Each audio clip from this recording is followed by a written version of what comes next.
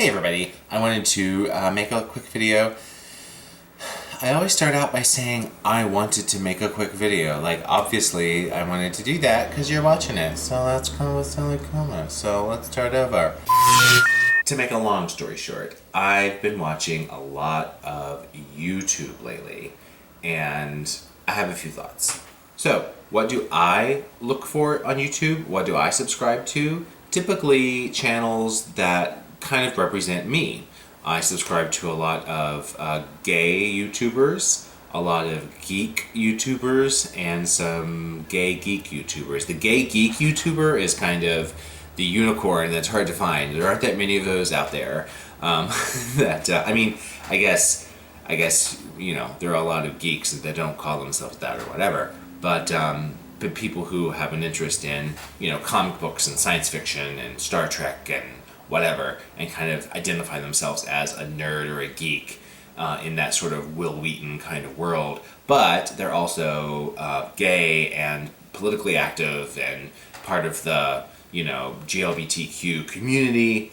That's kind of the ideal vlogger that I subscribe to. And I'll put a few links down below of some vlogs that I watch.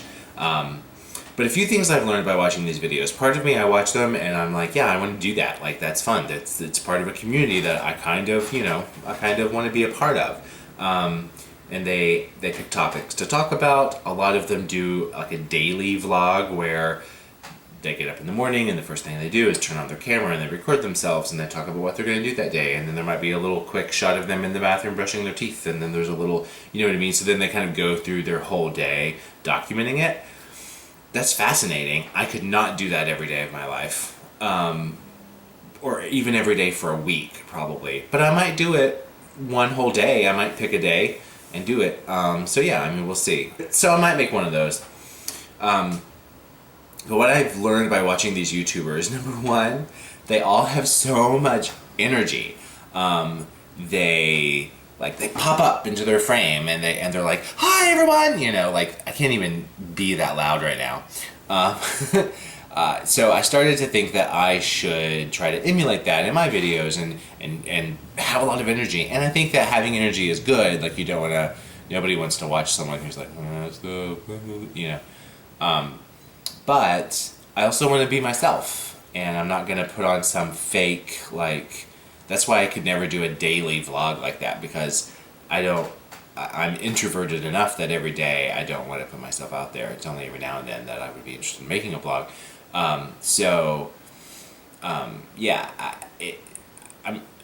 my videos, I'm going to be myself. I might have some low energy videos, I might have some high energy videos, maybe I'll drink some coffee before I do most videos, but that's kind of my rule. And I keep talking about, like, going to, as if I'm not already making videos, as if I haven't been on YouTube since 2008, but I tend to look forward rather than looking back, so that's a big part of it. I'm looking down here at my notes because I took a couple notes. That's the next thing on my list, is I tend to think in bullet points. It's how I do my job. I make a list, everything is a bullet point, everything gets crossed off the list.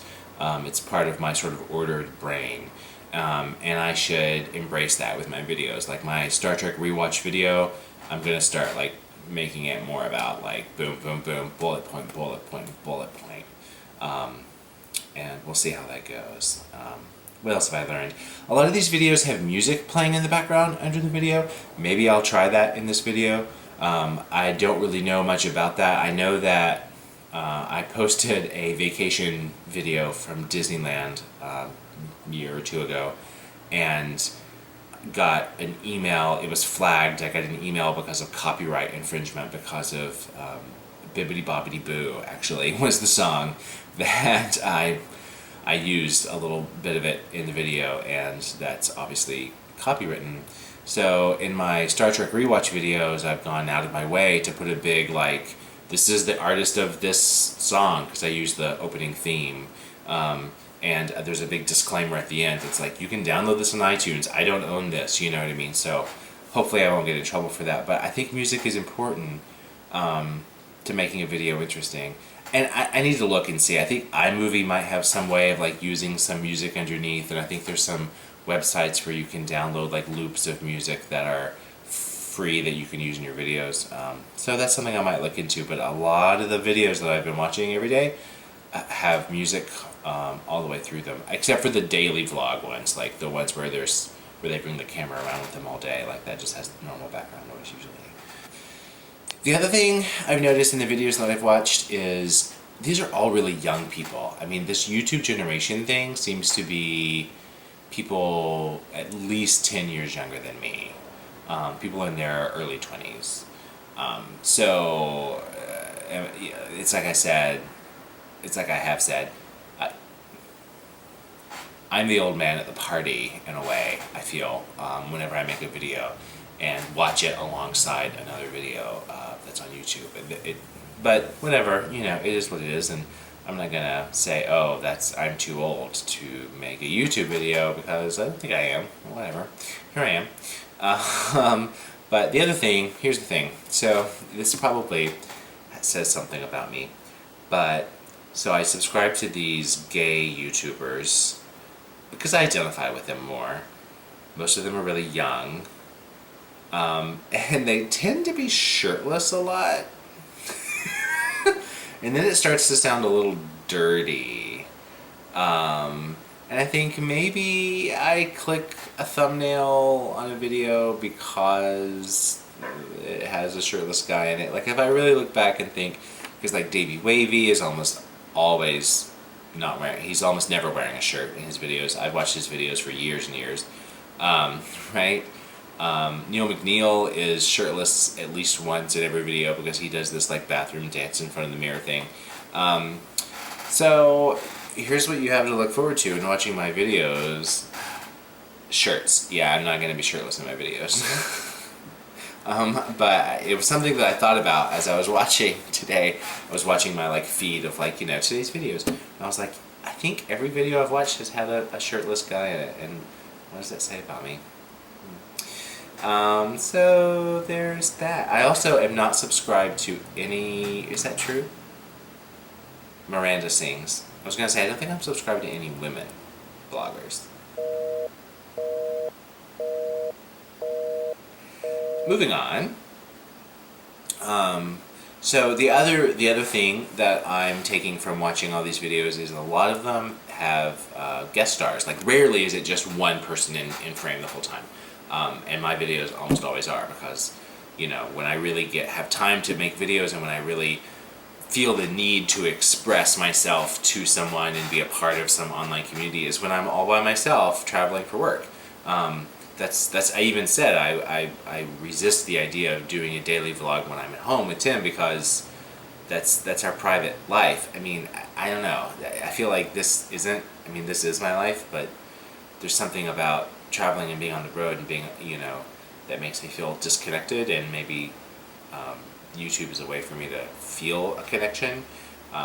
Anyway, whatever. Now I'm getting a little deep. But the point is, I should try to get some guest stars in my videos. I should try to get some people in there. And I've talked about that in the Star Trek rewatch videos as a goal. But anyway, so those are kind of my thoughts. So yeah, there we go. Yet another vlog about vlogging. I keep doing that. But that's where I'm at. Alright. I think, alright. I think that wraps it up. Thanks. Bye. Live long and prosper. Oh my god, you guys. So I just recorded a video blog and I don't have my tripod here right now. Tim's bringing it today from the city when he comes. But so here's the deal. So I had my camera and I didn't have a tripod, so I sat it on top of this lamp so that it would be at the right height to point at me. But I didn't turn the lamp off. I left it on because I thought it would be more light. But look, it like the light bulb melted the bottom of the camera, like melted parts of it away.